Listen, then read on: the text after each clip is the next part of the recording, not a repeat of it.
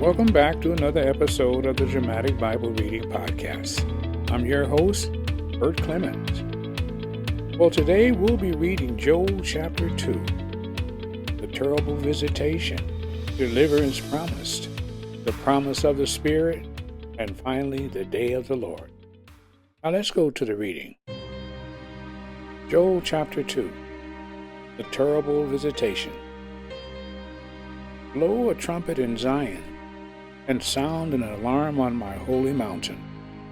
Let all the inhabitants of the land tremble, for the day of the Lord is coming. Surely it is near. A day of darkness and gloom, a day of clouds and thick darkness. As the dawn is spread over the mountains, so there is a great and mighty people. There has never been anything like it, nor will there be anything like it through the years of my generation. A fire consumes before them, and behind them a flame burns. The land is like the Garden of Eden before them, but a desolate wilderness behind them, and nothing at all escapes them.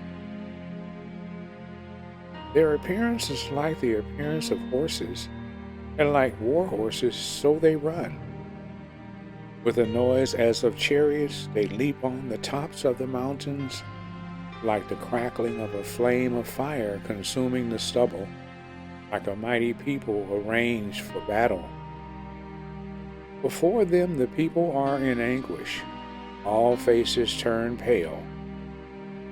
They run like mighty men, they climb the wall like soldiers, and they each march in line, nor do they deviate from their paths.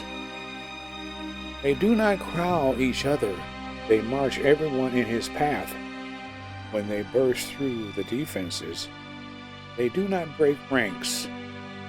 They rush on the city, they run on the wall, they climb into the houses, they enter through the windows like a thief. Before them the earth quakes, the heavens tremble, the sun and the moon grow dark, and the stars lose their brightness. The Lord utters his voice before his army. Surely his camp is very great, for strong is he who carries out his word. The day of the Lord is indeed great and very awesome, and who can endure it? Yet even now, declares the Lord, return to me with all your heart, and with fasting, weeping, and mourning, and rent your heart, and not your garments. Now return to the Lord your God, for he is gracious and compassionate, slow to anger, abounding in loving kindness, and relenting of evil. Who knows whether he will not turn and relent and leave a blessing behind him, even a grain offering and a drink offering for the Lord your God?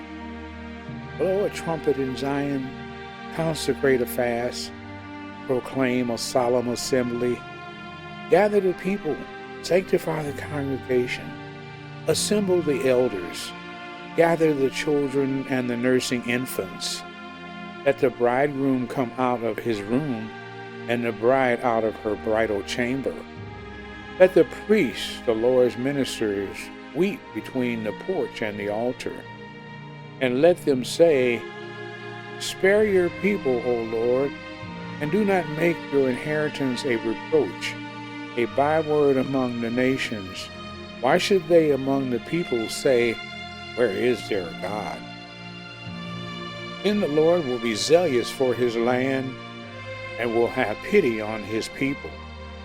The Lord will answer and say to his people, Behold, I am going to send you grain, new wine, and oil, and you will be satisfied and full with them.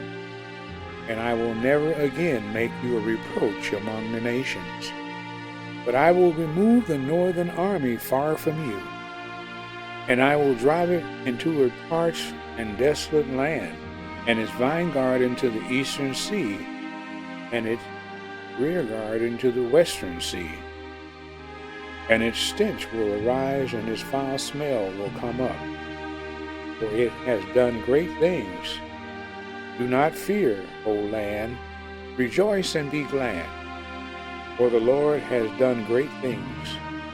Do not fear, beasts of the field, for the pastures of the wilderness have turned green, for the trees have borne its fruit.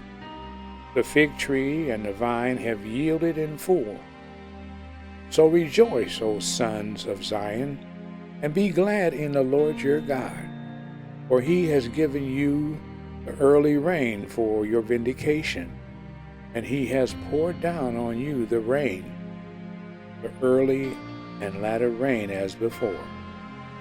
The threshing floor will be full of grain, and the vats will overflow with the new wine and oil. Then I will make up to you for the years that the swarming locust has eaten, the creeping locust, the stripping locust, and the gnawing locust, my great army which I sent among you. You will have plenty to eat and be satisfied, and praise the name of the Lord your God, who has done wondrously with you. Then my people will never be put to shame. Thus you will know that I am in the midst of Israel, and that I am the Lord your God, and there is no other, and my people will never be put to shame. It will come about after this that I will pour out my spirit on all mankind, and your sons and daughters will prophesy. Your old men will dream dreams. Your young men will see visions. Even on the male and female servants I will pour out my spirit in those days. I will display wonders in the sky and on the earth, blood, fire, and columns of smoke. The sun will be turned into darkness and the moon into blood, before the great and awesome day of the Lord comes. And it will come about that whoever calls on the name of the Lord will be saved. For on Mount Zion and in Jerusalem there will be those who escape, as the Lord has said, even among the survivors whom the Lord calls. That is the end of Joel chapter 2. Well, that concludes another episode of the Dramatic Bible Reading Podcast.